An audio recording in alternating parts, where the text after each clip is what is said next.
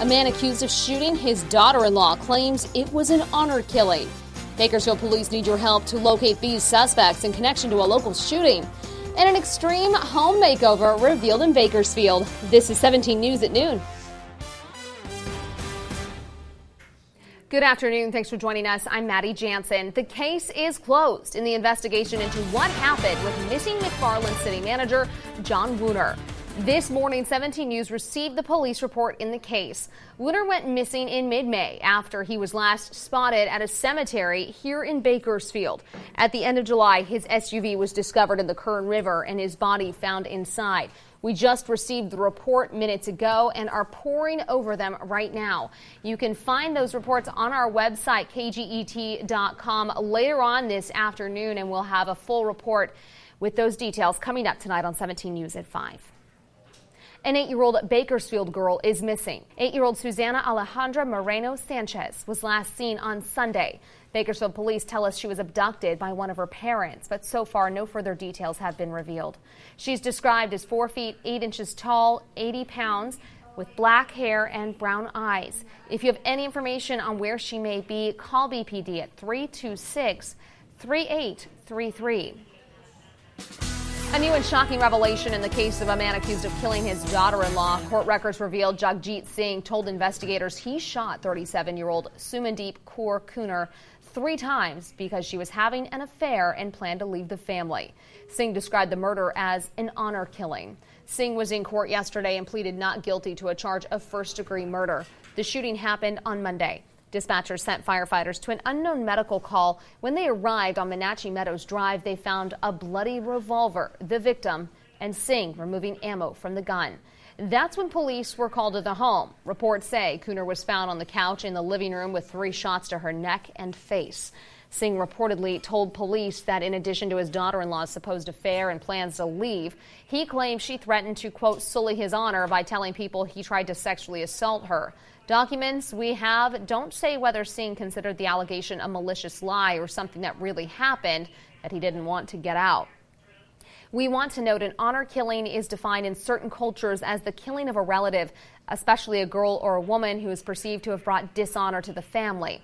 Again, that's the term Singh used. According to court documents 17 News obtained, those who know the family and attend the same Sikh temple as Singh want to be clear there's no such thing as an honor killing in the Sikh religion. They say Kunar's death is murder, and anyone using the term honor killing is using it as a scapegoat for the act of violence. Bakersfield police are looking for 7 more suspects in connection with a shooting in a quiet southwest Bakersfield neighborhood earlier this month. It happened at a large party on Remington Avenue just before midnight on August 17th. Police found about 60 shell casings. No one was hurt, but a number of empty cars were hit.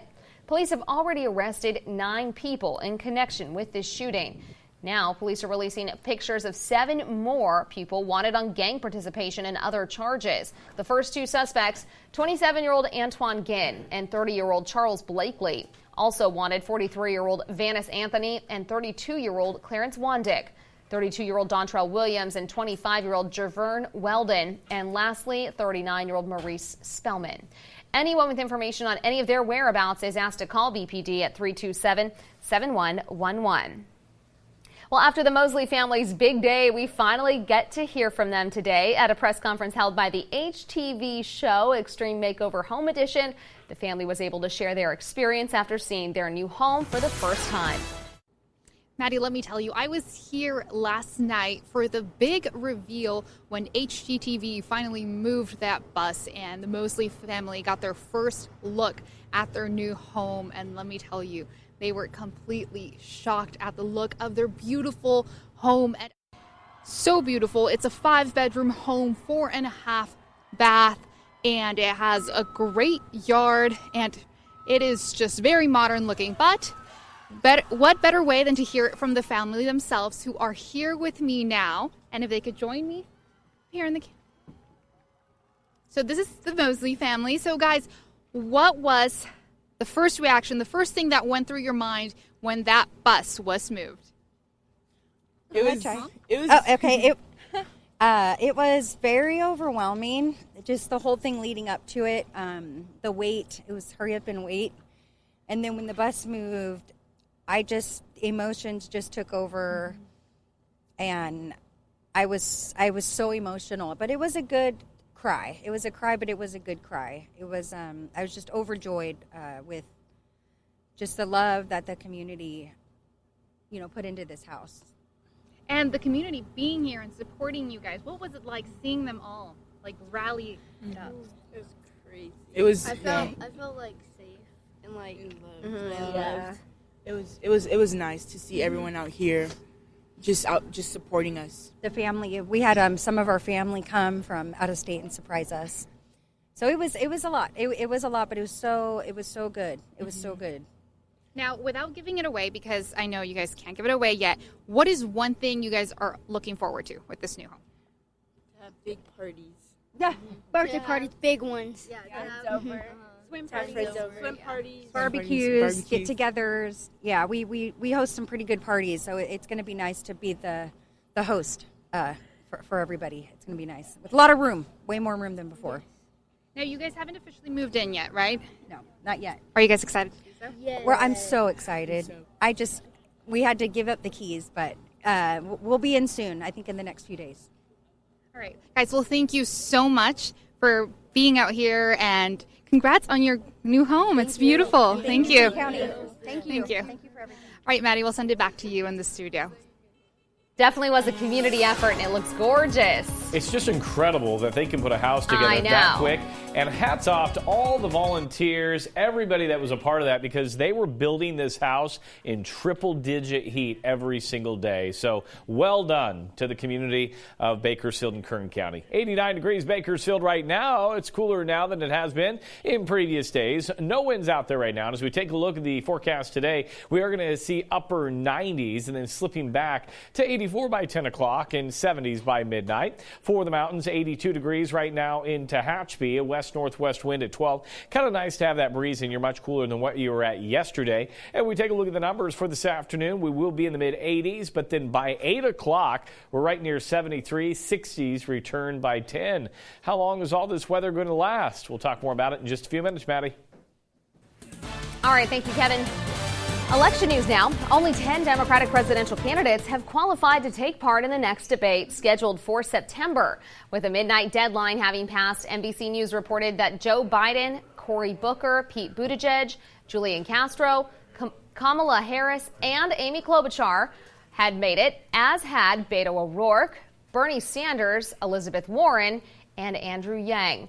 They will all be on stage for that next debate on September 12th. Candidates had to meet a minimum criteria of 130,000 unique individual donors and at least 2% in 4 of 21 recognized polls. And gone for now are the two-night debates, as seen in June and July. It appears the September showdown will just feature those 10 qualifying candidates on stage together for one night. The only real suspense came from when billionaire Tom Steyer fell 1 poll point short of taking part, even after spending nearly $12 million on advertising to boost his campaign. More than 20 Democratic candidates remain in the race, but 5 have recently withdrawn, including Senator Kirsten Gillibrand last night. More will likely follow as the prospect of making future debate stages dims. Well, back here at home, Bakersfield police are gearing up to be cracking down on those drinking and driving this Labor Day weekend. Officers will be conducting saturation patrols for people suspected of driving under the influence of alcohol or drugs. So from 9 o'clock Saturday night through 3 a.m. Sunday morning, you'll see more officers out on the roads. The average family spends more than $7,000 a year on groceries. You wouldn't want to just throw that food in the trash, though, would you? Coming up, the astounding amount of food that most Americans waste. We're back now on your 17 Health Watch. A lot of that food in your refrigerator will most likely be thrown in the trash. Researchers from Ohio State University surveyed 300 adults about their fridge. Although most expected to eat nearly all of the meat and veggies, they only ate about half. They also thought they would eat most of the fruit and dairy, but in the end, they discarded approximately 60%. Some of the biggest reasons given for throwing out food were appearance, odor, and confusion about dates on food labels. Younger people and those who cleaned out the refrigerator were more likely to waste their food. A new study suggests that waist size matters more than weight when assessing a woman's risk of heart disease. Researchers assessed nearly 700 women living in Korea, and they found that coronary artery disease was much more common in women with excess belly fat, even if they had a normal BMI. Experts say this is especially relevant for older women because menopause can change body fat distribution. Hurricane Dorian is barreling toward the U.S. and now expected to gain strength before it gets here. The storm's path is still uncertain, and that has a lot of people on edge up and down the eastern seaboard. NBC's Kathy Park is in Central Florida, where residents there are worried they could be in the bullseye. Puerto Rico is breathing a sigh of relief, avoiding a direct hit by Hurricane Dorian. Now Dorian is moving over open waters, headed straight for the U.S. The storm's unpredictable path has all of Florida and parts of the East Coast on high alert.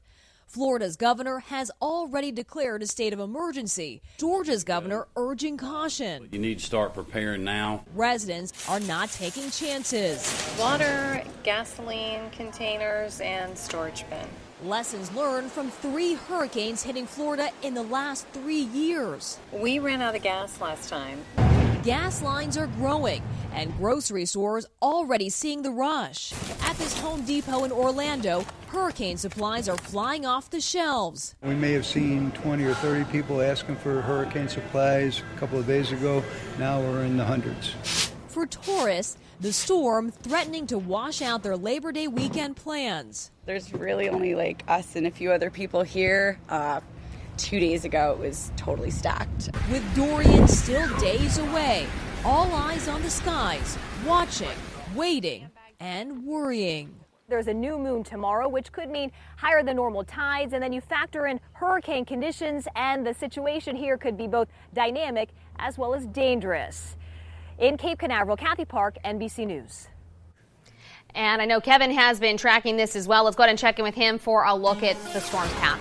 Yeah, this storm is a Category 1 storm right now, and we expect this to change in the coming days. But as we take a look at the path, Category 1 strength with winds gusting around 105 miles per hour. You can see it is going to be a Category 2 and then eventually Category 3. And latest predictions are this is going to turn into a Category 4 storm as we head into Sunday morning, where we are going to see those winds at about 130 miles per hour. It will be right along the coast of Florida as a Category 4 as we head into Monday, and then by Tuesday it makes its way inland as a Category 1, Category 2. So Central Florida is definitely going to get hit by this storm, and you can see its ride with the moisture as we head into Monday and Tuesday. So there are a lot of cities that are going to be impacted, but looking at the models, these are the top 4 cities that are going to have a direct impact, and that's Fort Pierce, Palm Bay, Port St. Lucie, and also West Palm Beach. These are areas that will get the brunt of this storm. And we take a look at rain amounts, and we are expecting a lot of rain through Central Florida, 4 to 8 inches by the time this is all said and done. Here at home, 89 degrees for us right now, cooler than what we've been seeing. No winds currently for us. Overnight, 73 degrees, pretty getting closer to that normal of 67. Normal high today, 94 and 112, the record set back in 2017.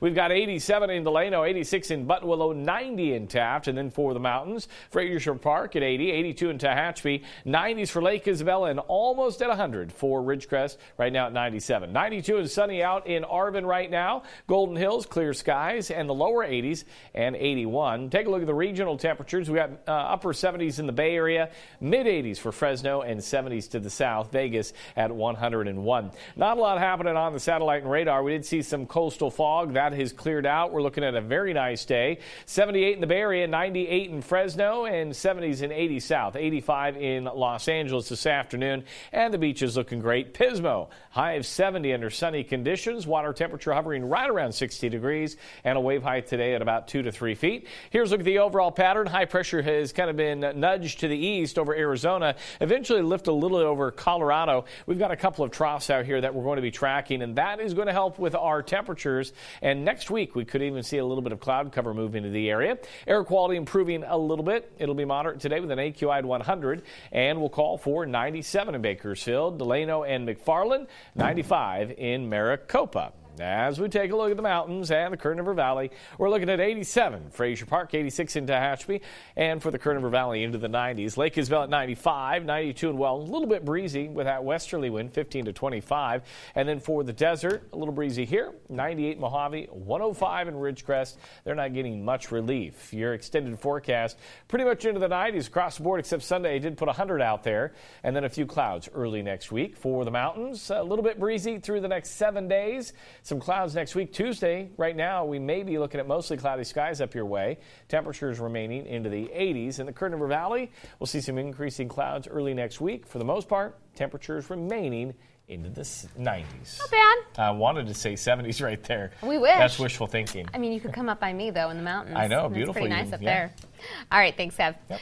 Still ahead this afternoon, if you're hitting the road for Labor Day weekend, there's one stop you're sure to make first, the gas station. And we're tracking prices for you. We'll have some positive news at the pump, plus the cheapest place to fill up in town. That's next in your 17 Business Watch. KGET Business Watch is brought to you by Grapevine MSP Technology Services, the Valley's leading IT service provider. All right, we're back, and stocks are surging on Wall Street today. China is hinting, actually, that it won't retaliate in the trade war for now. The Dow is up about 331 points so far in trading. The NASDAQ up 118, and the S&P 500 up 37. Let's check out oil prices while we're at it. West Texas Intermediate selling for $56.63 a barrel, and Midway Sunset starting the day at $57.78 a barrel. It's almost here. The Labor Day holiday is one of the busiest travel weekends of the year. Karen Kaifa has a closer look at the most popular destinations and the 2 days you should avoid to beat the crowds.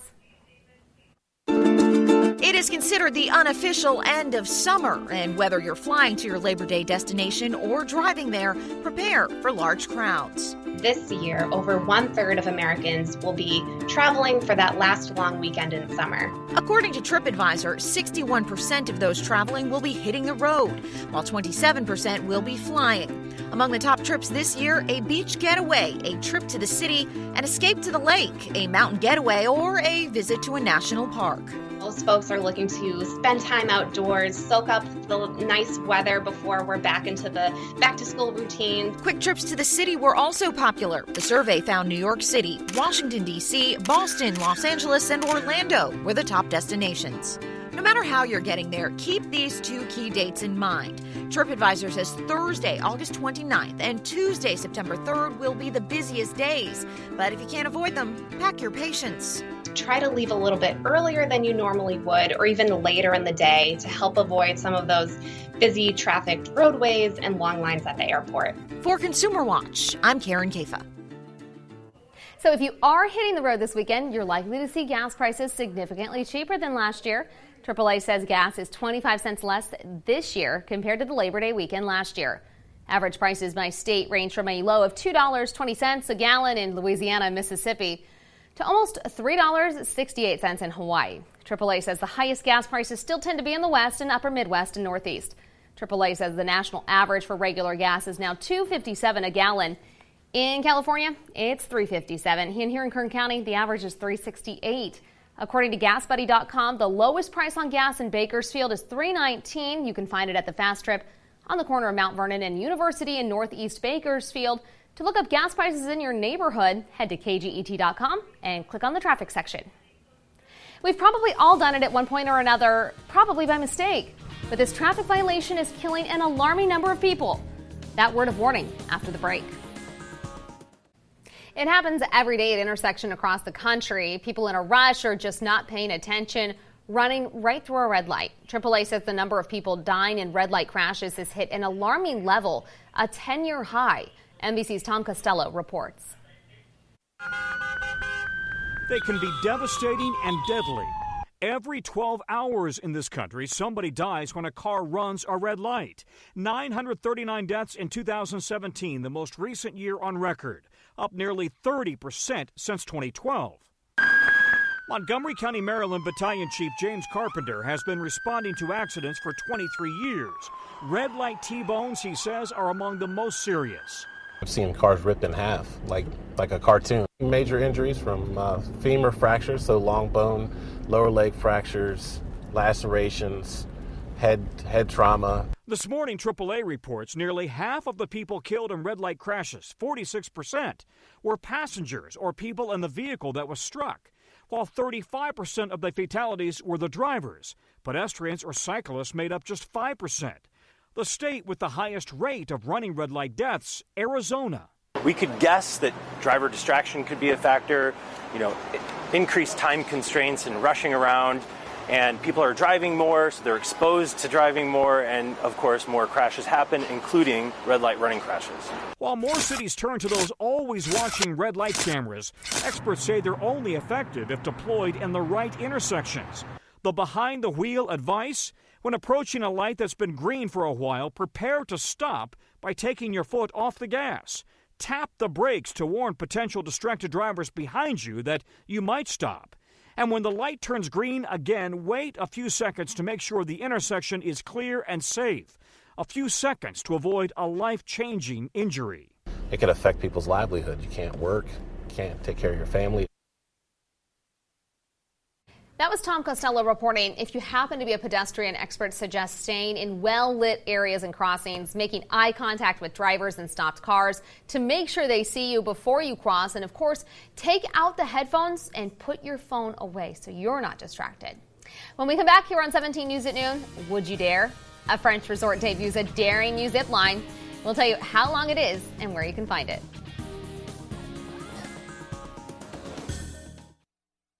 Welcome back. Finally at noon, France's longest zip line offers a wild ride. So would you do it? I would. I believe you. Even though you're scared of heights, though, really? Yeah, I think I would still do it, yeah. The zip line sends riders solo or in pairs on a 1.6-mile journey at speeds of up to 80 miles an hour.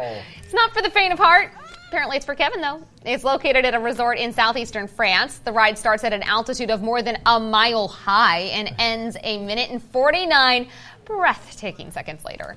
The attraction in the French Alps offers spectacular views and unique ways to enjoy the mountains. I like it. I just that gives me chills. I wonder if I have looking control at it. on the speed and stuff like that. If or you can just not go as fast as 80 miles an hour.